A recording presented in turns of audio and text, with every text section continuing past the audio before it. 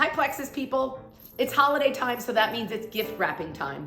Over the years, so many people have said, I always ruin it, I hate wrapping, I'm no good at it, I can't do it. And to you, I say, that is silly. Of course you can wrap a package. With the right supplies and the right guidance, you're gonna be able to create a fantastic wrapped present. For those of you that this is a new skill, or some of you who may have been traumatized by wrapping, the first thing is take a breath and have patience. Maybe have a cocktail if that will help you kind of relax and get into the groove, and then make time for wrapping. So, we're gonna start. Here's a gift. I'm making a selection of some wrapping paper. Obviously, the quality of wrapping paper differs. So sometimes it gets all pretty and you get it home and you're like, oh, this is a little flimsy. So that's when you might have to take a little bit of extra care when you're actually cutting the paper. So, I'm gonna place this in here. Does this confuse you right off the bat? Which way am I putting it in? Which way am I putting it in? You can decide. You can either wrap like this, or in this situation, you could wrap like this. For this package, I'm gonna wrap this way. A good gauge of wrapping is that you're gonna basically half the distance on the side. And if I had to say what the biggest error that people make in wrapping is that they use too much paper. They don't cut down what they don't need. So that's your first tip, making sure that you cut off extra paper as you're wrapping.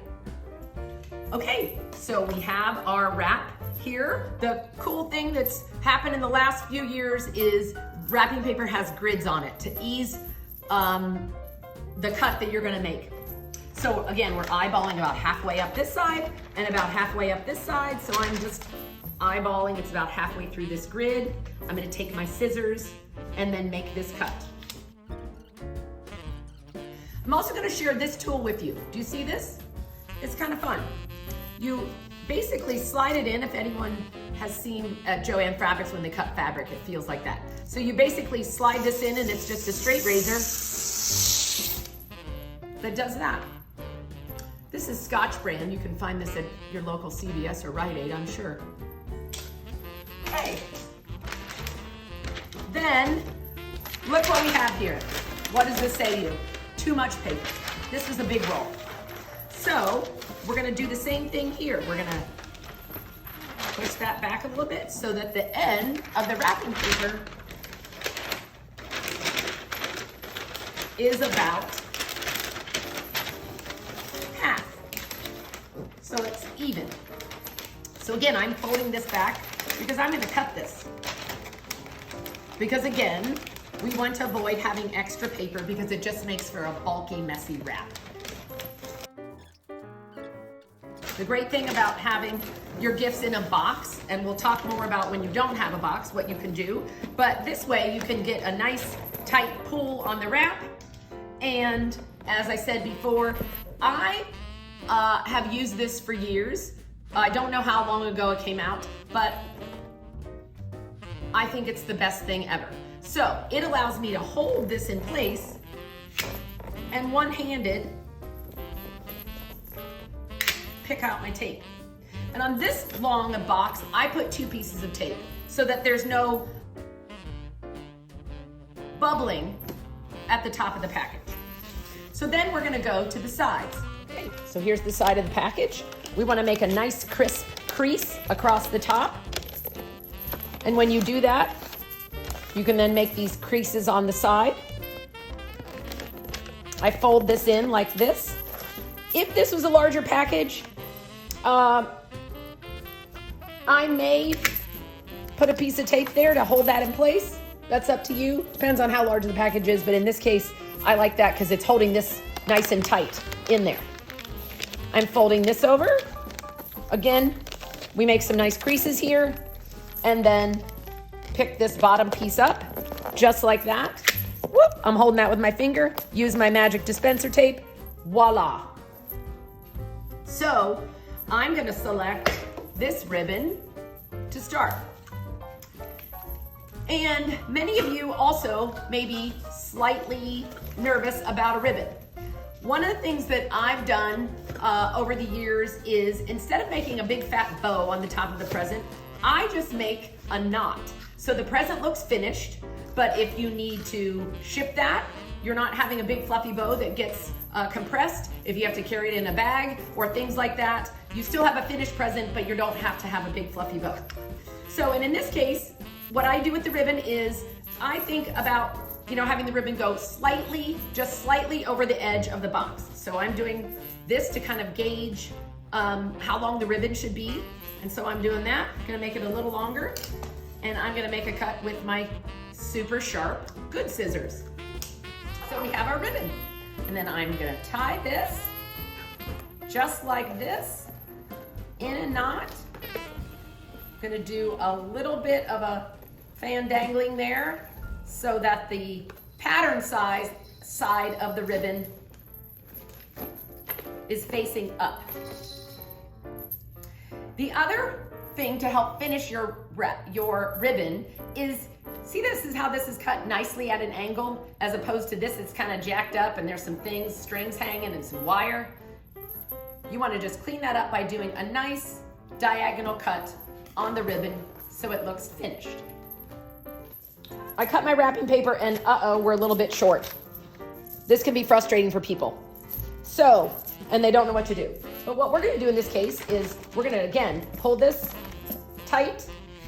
We're gonna take down these middle sections, and then we're gonna go back to our wrapping paper, and we're gonna align this here, and we're gonna just basically make up this difference.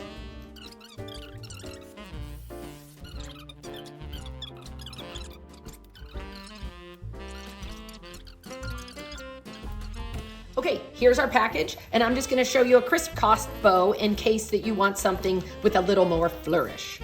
So, pull out a good bit of ribbon here. I'm going to do this.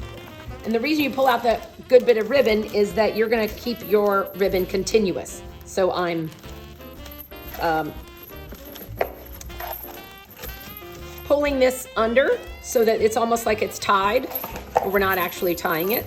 And then we're gonna flip the box over, kind of align that. And obviously as you pull the bottom, it's pulling that same tie. And then I'm gonna bring this up. And you can see I overshot this big time.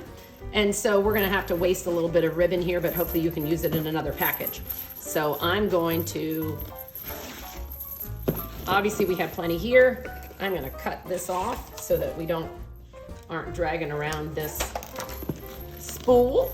And so I'm doing this, and then I'm just gonna make a more traditional bow right here, the same way that you would tie your shoes. Tags. I'm pro tag. I think that it adds the final finish that you need to a package so that you're not taking all that extra effort to wrap something nicely and then taking a Sharpie or a ballpoint or something and scrawling across the wrapping paper. You can see that there are sticky type tags. There's tags with string. You definitely can make your own tag with ribbon or an other paper that you have. And also just another note about using the best writing utensil for the type of tag that you have. Sometimes those that have this sheen need a ballpoint, not a felt tip, because it smears. And a lot of times Sharpies seem a bit aggressive. Okay, one last tip. What if you have to wrap something like this? You could put it in the bag, but in this case, I'm gonna show you the Tootsie Roll. Get my wrapping paper. Put this in here. Get it tight and just do a few rolls like that. Then you're gonna cut that.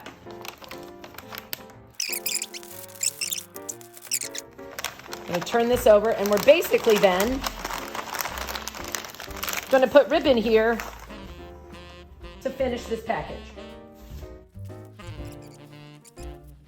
And then we just clean these up. Again, cutting on a diagonal, not having them be too long.